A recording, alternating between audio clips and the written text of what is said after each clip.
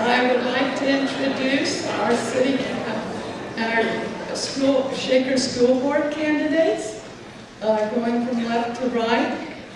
Lisa Kremer, Alex Liston Dykema, Aisha Bell Hardaway, and Heather Weingart.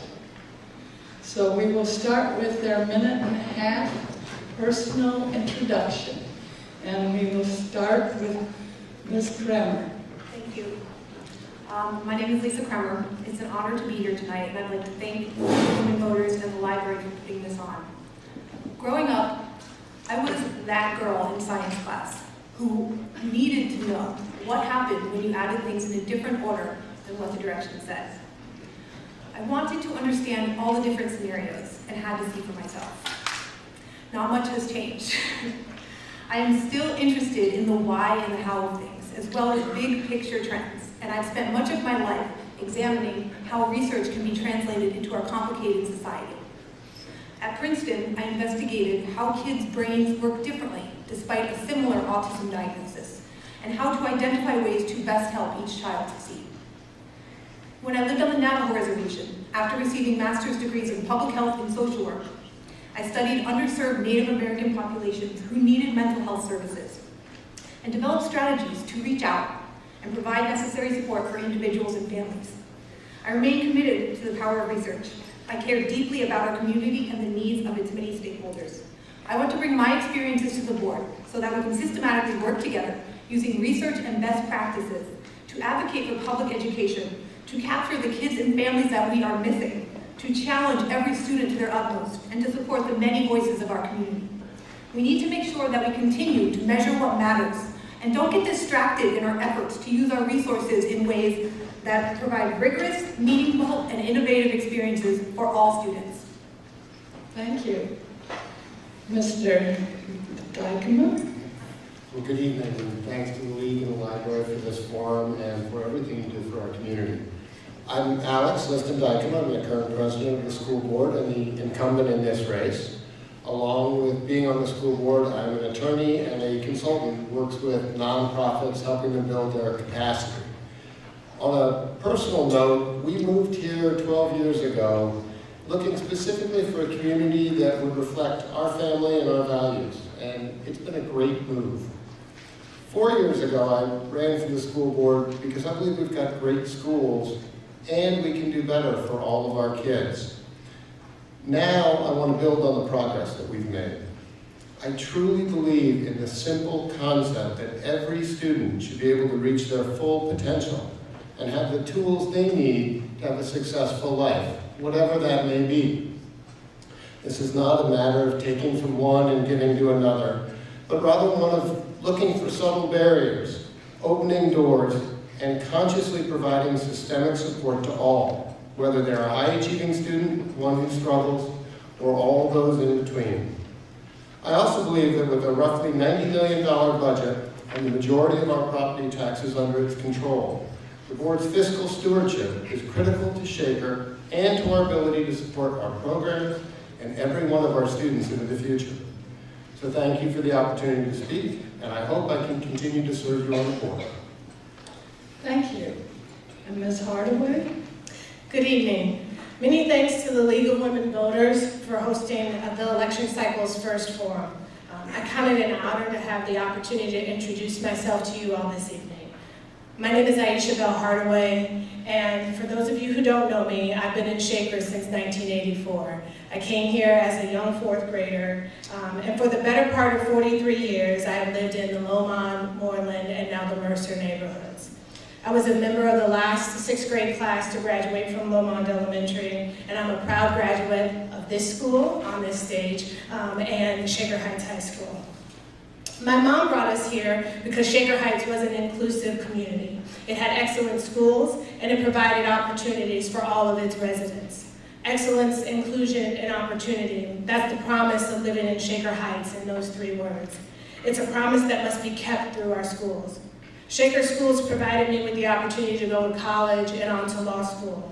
And after successfully practicing as a trial attorney, I'm now a professor at Cases Law School.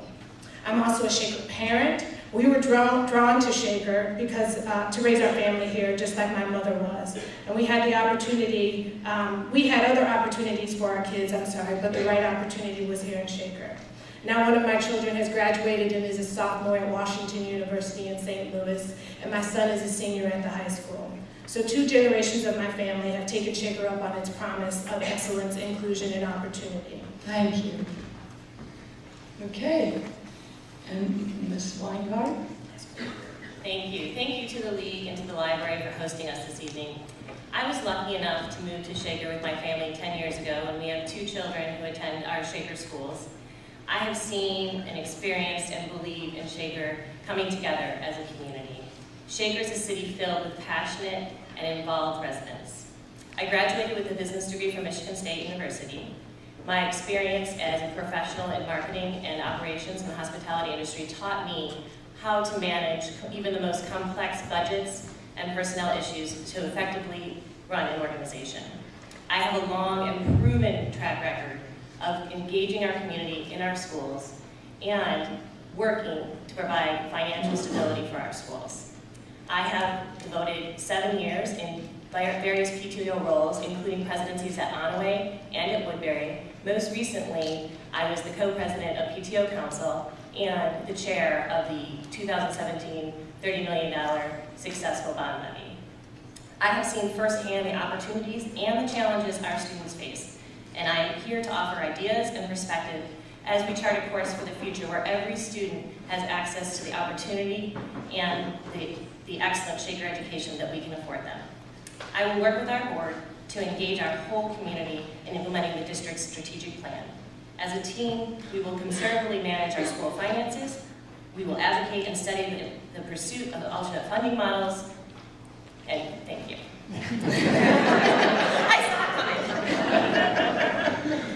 Okay, thank you so much.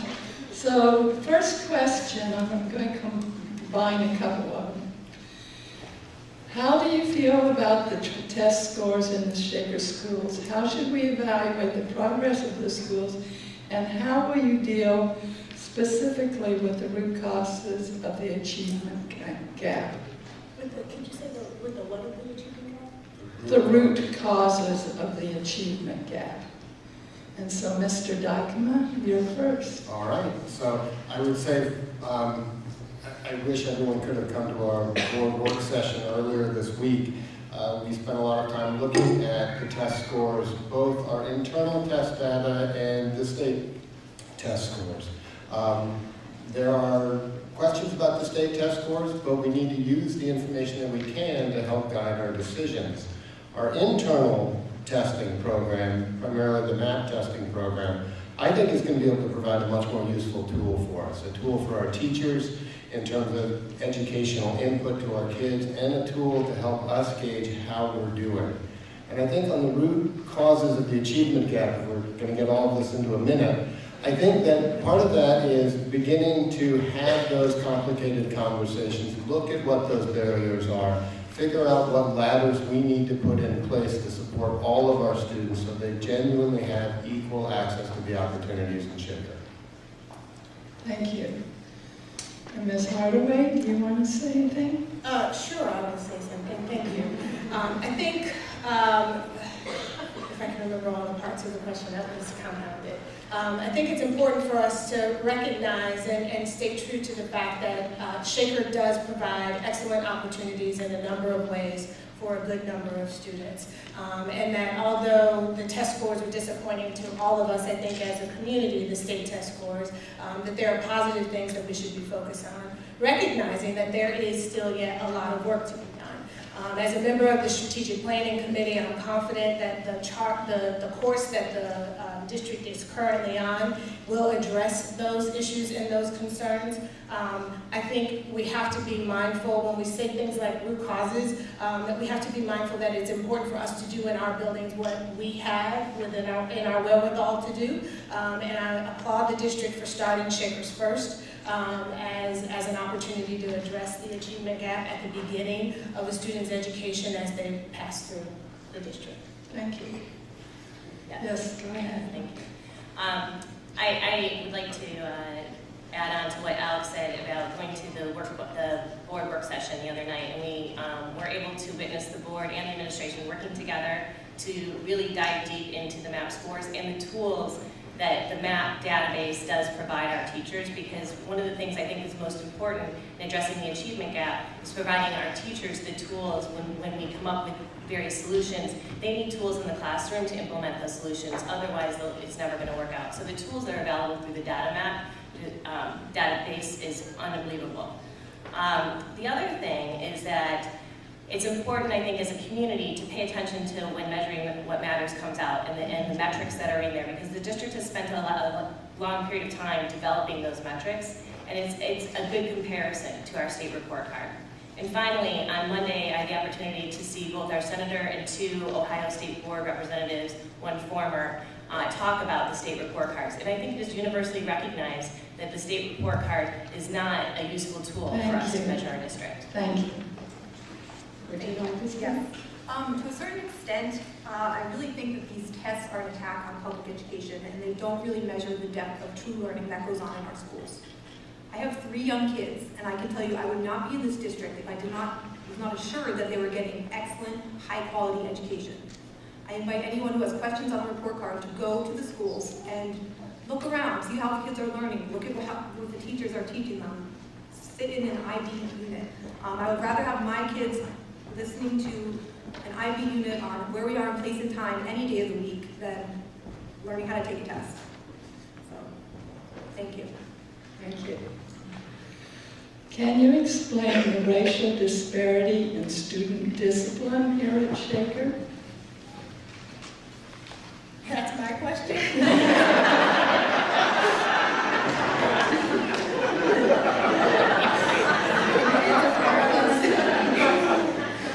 Can I explain it? Yes. That was a question. I just read it. So I'll say this as a criminal defense attorney currently teaching students, how to represent clients.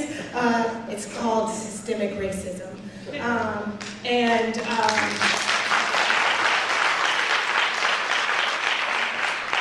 I know that in a lot of ways may be hard for some people to acknowledge or recognize, especially if you haven't been in those spaces.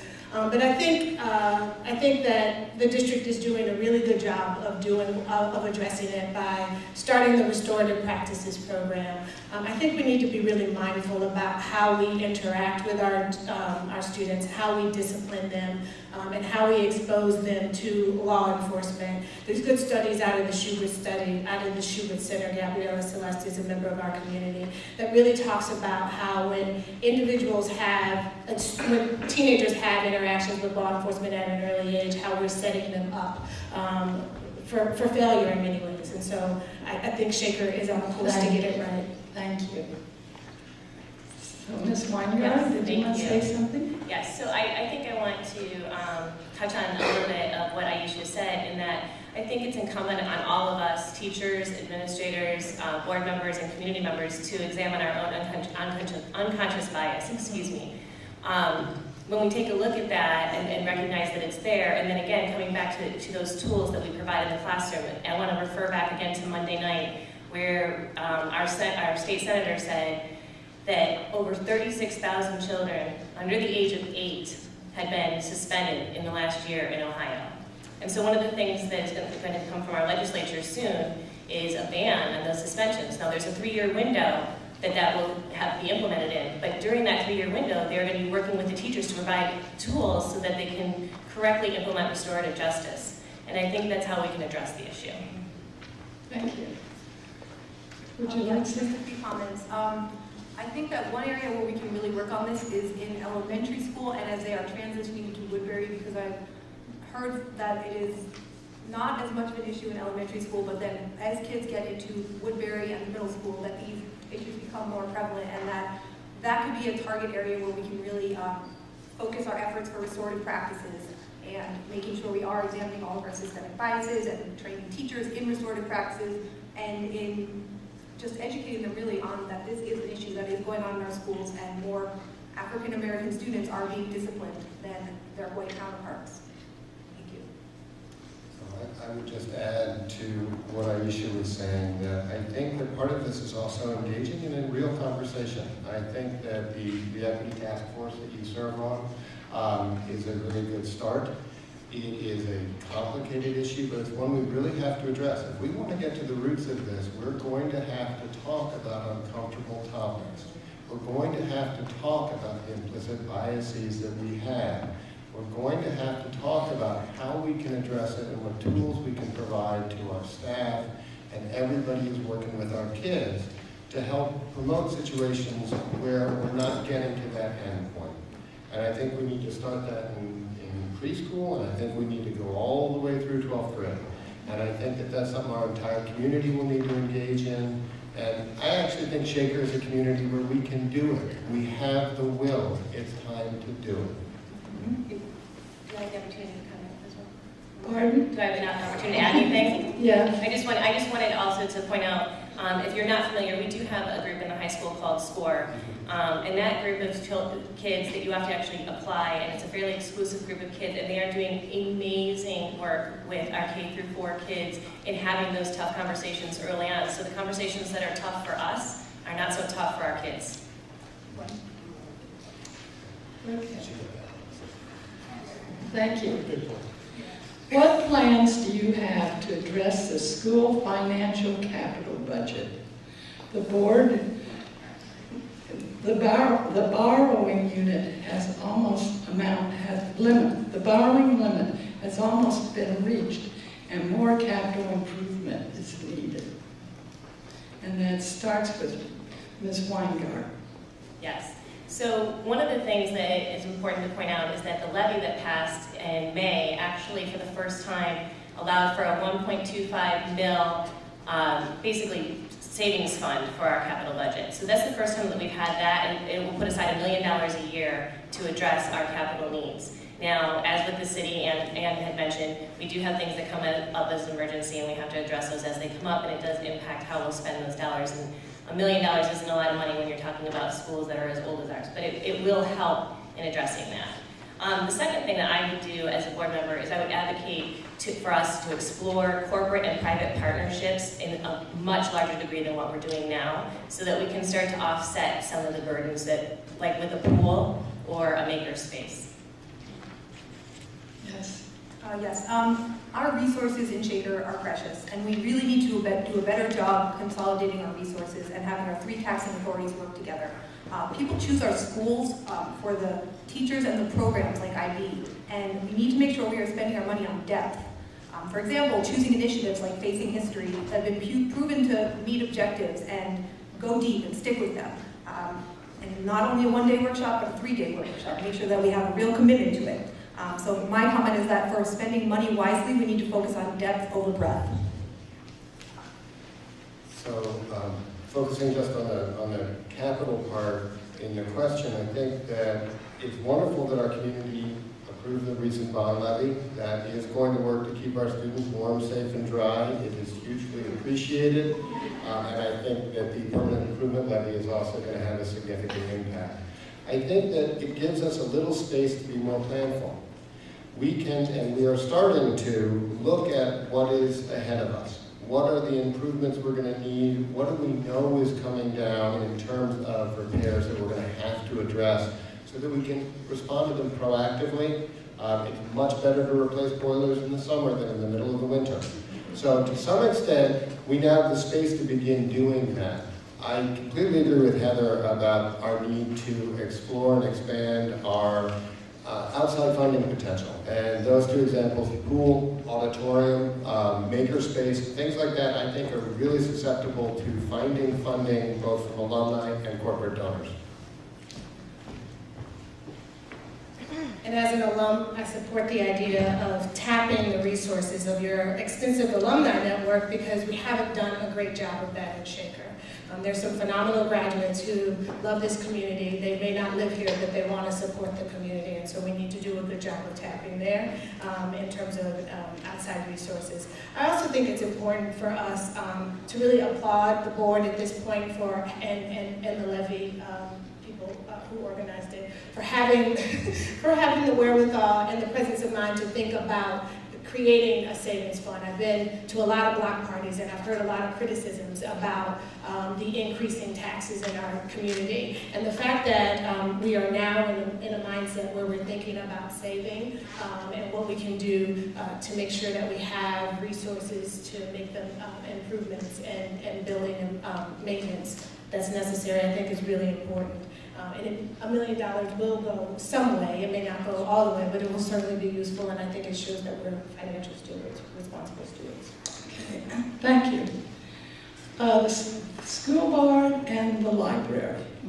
Acknowledging that our community is gun-shy about increasing taxes, would you support the process of exploring a merger of the Shaker Library with the county system? A merger that would lower our real estate taxes.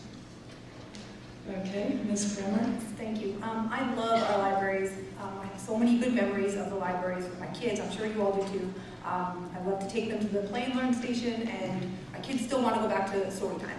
But I also know that we live in a society where we have to think about streamlining our services, because we can't have a discussion about taxes without thinking creatively about a library. So we need to find out more information about what this merger would mean and then investigate all the options. I'm a researcher, I still need more information for that. So this is an issue that is going to be right in front of us, and I think it's one that it behooves all of us to look at too in terms of the different functions. So I've had the opportunity to go back through the statutes, and I think it's really important that our community understand that we have an autonomous library board. They are tasked with the process of reviewing the library's needs and addressing the management issues. That comes to the school board if they choose to bring a levy forward, but it's not a discretionary vote. The school board, by statute, just passes that vote through to the voters, and we have the discussion that we should have. I applaud the library board for being willing to come to our Finance and Audit Committee, to have a conversation with us, to share information with us, and to provide that educational forum. But I do think that the governance roles are really important for all of us to keep in mind as well. So I agree with the governance rules and making sure that we are clear on whose role it is to do what at what time. But I also think it's really important for us to, as a community, to kind of broaden our approach on how we think about the library. We're talking a lot about burden, and I think that there are some of us in the community who think about it as value. And so we need to be balanced and thoughtful about understanding that it's an asset and it adds value in some ways, and then to the extent that it is in fact a cost, there are costs associated, which we may call burden. How do we balance those, and how do we decide as a community, right, what's more important to us? I'm looking forward to that conversation. I think that all libraries, regardless of who owns them, add great value, and we, Shaker being the 17th most educated community in the country, right, needs to have quality library services. So I hope we're going to be prepared for that discussion when it comes. Okay, thank you. Ms. Weingart? Yes, so I'm going to piggyback on the fact that the library is an autonomous board. I had the privilege of meeting with a couple of the board members and the director of the library and educating myself on the issue. And I feel for the board because it's a double-edged sword. As a board member or a prospective elected board member, you're really, your goal is to safeguard the future of the community and to protect Shaker. And so when you think about that and the treasure that the library is to the community and how important it is to our community, you have to weigh that with also the costs that are associated with whether or not we merge or not. I also think that it's misleading to the community and to the Cuyahoga Community Library if we were to issue a letter of intent, I'm sorry, if the library board was to issue a letter of intent saying that they wanted to go further when they really don't want to go further, they just want to find out more information. So I do feel for the board. I think what I would do in their position is I would put the issue to a vote and let the community decide whether or not they are willing to bear increased taxes and then go from there. Thank you. Okay, and Mr. Dykema is going to be first on this. With the disparate resources of the PTOs of the elementary schools, there are significant inequities in enrichment opportunities. How do you think the inequities among elementary schools should be addressed? That's a really good question. I think that's a challenging question if we're looking just at the PTO funding. I think the district has an obligation to be looking at, again, what are our kids, what are their needs? How can we make sure that every child in our district's needs are being met and allocating resources along those lines? In terms of PTOs and PTO fundraising, I think one of the challenges is people tend to want to raise money for their school, where their child is. And so you get that conflict in there. I don't have an instant answer for that in terms of the PTO fundraising, but I think it's a very good question. Ms. Hardaway? It's been a long time since I've been in an elementary school. Well, since I've had a kid in an elementary school. And to the extent, though, that there are inequities that exist in the PTO funding, right? As a member of the Equity Task Force, I think that's something that we should be looking at and being thoughtful about. How do we make sure that the students that are in schools that are maybe not funded as well as other schools still have the same opportunity, resources, and support? And so looking forward to that. I think all of this is a part of that longer, hard conversation that we have to be willing to have, willing to address, recognizing that our common interest is making sure that the children, right, have everything that they need to be successful in life. Yeah, this is an ongoing conversation at all the PTO tables at all of our 8 buildings. I can tell you that from experience in 3 of our buildings sitting at those tables. And there's not a person in that room that doesn't bring that conversation to the table every time we sit down. I can tell you from a council standpoint, having that experience, there's a couple of things that I think we can address from a council standpoint. One of the things that was implemented the year before I took over as president was a $5 donation on Pay For It. And before that, we virtually stopped fundraising from a council level because people in schools were doing it at an individual level. We implemented that, and in 1 year, we raised $5,000. And the council's money is to be shared across units for enrichment programs for all of them. Thank you. So I am on the PTO at Lomond, so I feel this issue. I have friends in all other elementary schools, and as a whole, our budget for the PTO at Lomond is the amount that is raised in one event at some of the other elementary schools. And our school has 43% free and reduced lunch at Lomond, and that is 10% more than the district average. So I would love if maybe we could, even as PTO leaders, we could learn from the other PTO leaders in the other schools. Maybe we could have a meeting. I'm just looking for ways where we can get more resources to our schools that need it the most. Okay. This is going to start with Ms. Hardaway. We have a couple of questions about non-college bound and students who will pursue non-traditional lives after high school. What does Shaker have and what does Shaker need to provide? As a foundational measure, I think we need to start thinking differently about what success looks like.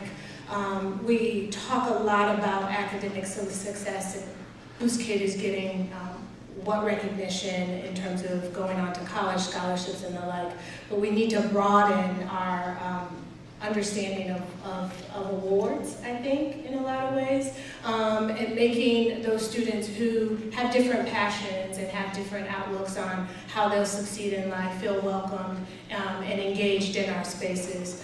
And so I'm hopeful that as we think about even equity in our buildings and closing the achievement gap, that we will find ways to connect students who are not on the traditional path of excellence in Shaker, but nonetheless, certainly it's in our interest for them to succeed in life and be able to feed themselves when they graduate from high school, right? And so thinking about how we connect them with mentors. Thank you. Ms. Weingart? So this question actually hits at something near and dear to my heart. I've had the pleasure of the last probably 6 to 8 months working with a group of parents who is actively working with the district and the foundation to put together a makerspace initiative in our K-4 middle school and high school. They have spent time researching these spaces all around our surrounding communities. And if you're not familiar, a makerspace is an opportunity to grow entrepreneurship, hands-on experiences. It really engages kids who might not be engaged by the traditional paths. I think with the progress that we have made with this group in the last 6 to 8 months, you will see an outcome in the next year. The foundation is on board. They're talking about an innovation fund. We really have made some significant progress there, and I think that's one of the key ways that Shaker can address this. Thank you. So thank you. Just tying into what Heather was saying, I think the 21st century or next century jobs really are going to be robotics and STEM, STEAM driven. And if we can focus our efforts on science, technology, and implementing that and integrating it into the IB curriculum, that is where we can really get ahead of this, because the IB curriculum and STEM science work really well together. They're both inquiry-based. So if we can just kind of build our science in the IB curriculum, I think we can help address some of these non-traditional students and help having other paths that are not just college, AP, some vocational type maker spaces would be a really good idea. I would build off of all that. I think the Makerspace initiative is very exciting. I also think that we do need to address the fact that not all of our kids are going to college, just like not all of our kids going to college are going to Harvard. There are a lot of good outcomes for children to become adults, to have successful lives, and we should really be focused on providing those tools. You can be a welder and make a very good living here.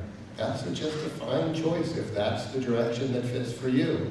And we should be providing those resources. Now, we are part of the Tri-Heights Consortium, and we will have access to Cleveland Heights' resources, which would be wonderful. But we also need to work in-house on making sure that we are encouraging kids to follow their passion and giving them the tools to be successful in achieving that. Thank you. Okay, we'll start with Ms. Weingart. Shaker Schools recently won voter approval for bonds to accomplish district-wide repairs and maintenance of its buildings, postponing a substantial project to replace or repair the middle school. What are your plans for this building? What are my plans for the middle school? Yes. You can do air conditioning? So as I mentioned, I actually chaired that campaign for the $30 million bond issue. When I first signed on to chair that, I actually signed on thinking that we were going to try for $55 million in a new middle school, and I was a part of the process of talking through that and working with the board and the community and making the final, when the board made the final decision to go for the $30 million. So what it really comes down to is my plans for the building, of course, is if I were elected, would depend on working with the team, but I think that this building does need to be replaced. However, we need to do a better job of communicating to our community at large, to the 75% of our community that doesn't have children in our schools currently, and talking about what our plans are. And that education is a long-term plan. I'm talking about 5 years worth of having people in the schools once or twice a year, reaching out to them, to our seniors and to our parents with preschoolers and inviting them to events. And I'm talking about communicating with them through quarterly town hall meetings. So that's what I would do with the building. Okay. Yes, Ms. Kramer. So this was one of our questions, so you can read my answer online. But I'll just read a part of it. People choose Shaker Schools really for the excellent extracurricular programs, IB, and opportunities that the teachers who provide these options. We just got this bond levy passed. Now we need to have a clear plan moving forward that addresses the needs of the physical structures, but also focuses on spending money in the buildings. And as I said before, depth over breadth. We need to make sure that we are spending money on the people and the resources that will help our students learn better. So I have to say that the bond levy vote was a very challenging vote. That was a hard decision for the school board. I think it was the right decision at the time for a lot of the reasons that Heather mentioned. I don't think that we have done an adequate job communicating to the community. I also think that there's an opportunity to leverage private funding, and I don't think we were in a place quite to do that. I think that this building has educational challenges in it. so that we should be addressing it, we should be talking about it.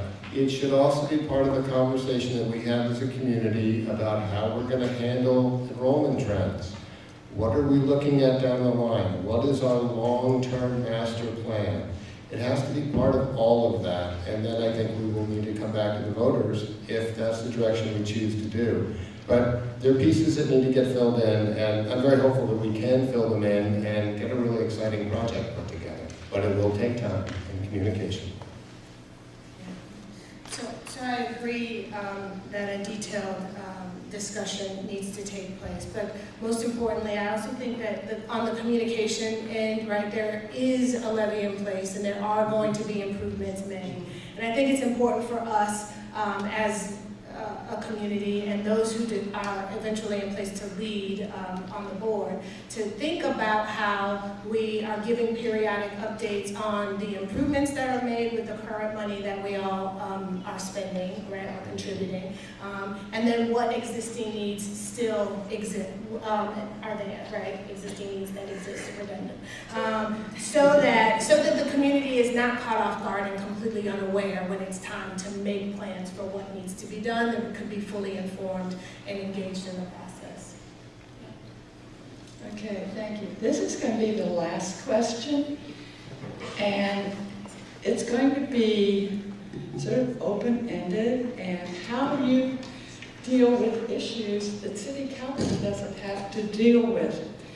And so there's been questions regarding transportation, changing the transportation, changing the school day so that the younger children go earlier and the teens can sleep in later, transgender issues, and whether it's appropriate to have students required to say the Pledge of Allegiance. So my question is, how are you, as a school board member, going to approach tough issues? And we'll start with Ms. Kramer. Thank you. So I will just take this as a broad question. How are we going to approach tough issues? I think we really need to be proactive. And that means making sure that all the relevant stakeholders are actively involved. And if we are making a change is wonderful if we can be excited about that.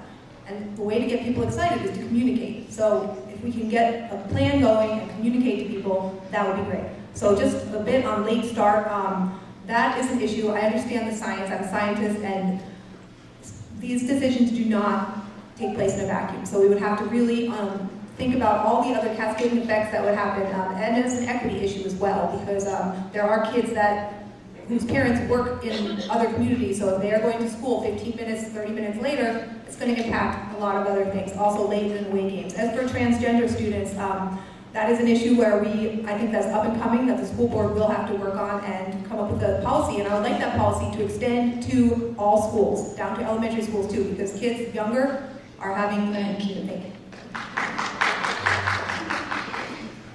So I think one of the questions is, how do you get the information, how do you get the right answers, and what's the role of the board in it? So going from the back forward of what Lisa was saying, the transgender issue, our non-discrimination policy historically just addressed gender. It didn't include sexual orientation, gender identity. There's a role for the board. We've changed that. It now does. It should. And that needs to trickle down in how we approach things. I think on a lot of these issues, they are complicated, and there is direction. We need to be a conduit for community information coming into us and out of us, and we need to remember that we have experts in all of our buildings, teaching our children and running our buildings, who can provide us input and direction on those topics. Thank you. Ms. Hardaway? Yeah, so on delayed starts for teenagers. I think it's important for us to recognize that there's still a lot of discussion and science that needs to be evaluated for that, right? I'm all in favor of doing what's best for the health and wellness of our kids. I also think that once we are clear on the science, there are a couple of districts who have actually started late start times this school year in Ohio, two in Youngstown in particular, and I think it's important for us to be mindful of that, maybe in communication with them, to learn what we can from them about their process. But we also need to be having communications with our community, right? Because it will have intended and some unintended consequences for everyone in this room and other folks not here, right? So we need to be clear on that. As it relates to the pledge, the U.S. Supreme Court says that students cannot be compelled to recite the pledge. So we should all know that. And all of our students should know that. So I'm going to take the broad approach to this question because while I would like to discuss in depth each one of those questions, it's a pretty heavy question. But we have time outside afterwards. Here's a really succinct, short answer for you. Research, communication, and consequences. So when it comes to these kinds of issues, I think it's extremely important that we take a look at what our neighboring districts are doing, what's happening on a state level and a federal level, and we also engage our community. And that goes to the topic of communication. We need to have open forums. Some of you may have seen yesterday, I was on Facebook Live talking about different questions that you may have had. We need to have transparency and have those kind of open conversations. And the third thing is the consequences. We need to be very cognizant of any decision that's made at the building level when it's with the superintendent or the teacher's responsibility or the board's responsibility of the unintended, as Aisha said, unintended and intended consequences of those decisions. Thank you. And so everyone got a chance, right? Okay, so that's the conclusion. I want to tell you, I am so impressed with this audience for the questions that they provided. Again, I have a whole stack of questions up here. So if yours didn't get answered, meet the candidates in the back. We'll take a little bit of break as these folks leave and Judge K.J. Montgomery comes up, and let's give them a